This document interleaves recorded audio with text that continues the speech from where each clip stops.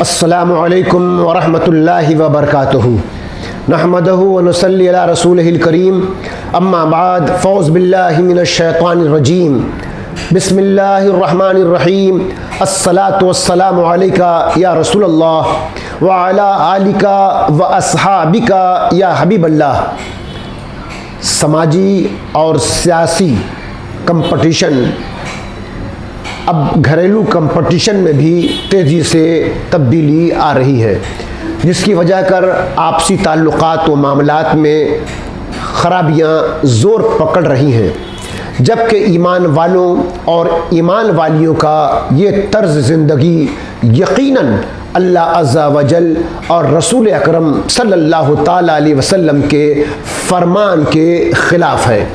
मुसलमानों की ज़िंदगी के लिए नबी अकरम सल्लल्लाहु ताला अलैहि वसल्लम का उसवा हसना मौजूद है और आपकी ज़ाहिरी हयात तैयबा में और आपके विसाल ज़ाहिरी के बाद सहाबे कराम रज़ी अल्लाह ताला अन्हुम की ज़िंदगी हमारे लिए नमूने अमल है।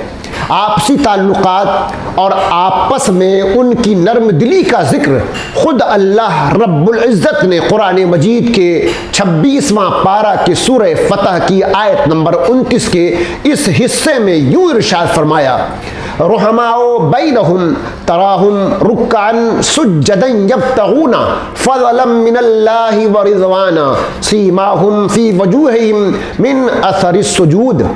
और आपस में नर्म दिल तू उन्हें देखेगा रुकू करते, सजदे में गिरते, अल्लाह का फजल और रज़ा चाहते। उनकी अलामत उनके चेहरों में है सजदों की निशान से। आयत की इस हिस्से से अल्लाह ताला ने अपने हबीब सल्लल्लाहु अलैहि वसल्लम के सहाबे कराम रज़ी अल्लाह ताला अन्हुम के औसाफ बयान फरमाकर उनकी पहचान करवाई है। यानी इरशाद फरमाया कि जो लोग मेरे हबीब सल्लल्लाहु अलैहि वसल्लम के साथ हैं वो एक दूसरे पर मेहरबान, रहमदिल और नर्म हैं। सहाबे कराम रज़ी अल्लाह ताला अन्हुम की सीरत में मुसलमानों के लिए भी नसीहत है कि एक मुसलमान अपने मुसलमान भाई से नफरत न करे और उसके साथ सख्ती से पेश न आए, बल्कि शफकत व नरमी से पेश आए, उसके साथ मेहरबानी भरा सलूक करें। हदीस पाक में है कि तुम मुसलमानों को आपस की रहमत, बाहिमी मोहब्बत और मेहरबानी में एक जिस्म की तरह देखोगे। जब एक उज़्व बीमार हो जाए तो सारे जिस्म के आज़ा मुतअस्सिर हो जाते हैं, हर एक दूसरे की तरफ बुलाते हैं। अल्लाह ताला मुसलमानों को आपस में शफ़क़त व नरमी से पेश आने और दूसरे पर मेहरबानी करने की तौफीक अता फरमाए, आमीन। सहाबे कराम रज़ी अल्लाह ताला अन्हुम वो मुबारक हस्तियां हैं जिन्हें अल्लाह ताला ने अपने हबीब पाक सल्लल्लाहु अलैहि वसल्लम की सोहबत से फैज़याब फरमाया और सैयदुल मुरसलीन सल्लल्लाहु ताला अलैहि वसल्लम ने उनकी खुद तरबियत फरमाई, जिसकी बरकत से ये हजरात नेक कामों में मसरूफ़ रहते और अल्लाह ताला की इबादत करने में खूब कोशिश किया करते थे। यहाँ बतौर ख़ास नमाज के हवाले से उनकी कोशिश और उनके जज्बात और उनके आमाल से मुतल्लिक़ चंद वाक़यात मुलाज़ा कीजिए। नंबर 1, जब नमाज का वक्त होता तो हज़रत अबू बकर सिद्दीक़ रज़ी अल्लाह ताला अन्हु फरमाया करते, ऐ लोगों उठो, गुनाहों की जो आग तुमने जला रखी है उसे नमाज अदा करके बुझा दो, क्योंकि नमाज गुनाहों की आग बुझा देती है। नंबर 2, हज़रत उमर फारूक रज़ी अल्लाह ताला अन्हु फरमाते हैं, अगर 3 चीज़ें ना होती, यानी अगर मैं अल्लाह ताला के लिए अपनी पेशानी को सजदे में ना रखता या ऐसी मजलिसों में ना बैठता जिनमें अच्छी बातें इस तरह चुनी जाती हैं जैसे उम्दा खजूरें चुनी जाती हैं, या राह खुदा में सफ़र न करता तो मैं ज़रूर अल्लाह ताला से मुलाकात यानी वफ़ात पा जाने को पसंद करता। नंबर 3, हज़रत उस्मान गनी रज़ी अल्लाह ताला की ज़ौजा फरमाती हैं कि आप रज़ी अल्लाह ताला अन्हा सारी रात इबादत करते और बसा औकात एक रिकत में कुरान मजीद ख़त्म फरमाया करते थे। नंबर 4, हज़रत उस्मान गनी रज़ी अल्लाह ताला अन्हु ममनू अय्याम के अलावा मुसलसल रोज़ा रखा करते और रात के इब्तिदाई हिस्से में कुछ देर आराम करते, फिर सारी रात इबादत में बसर करते।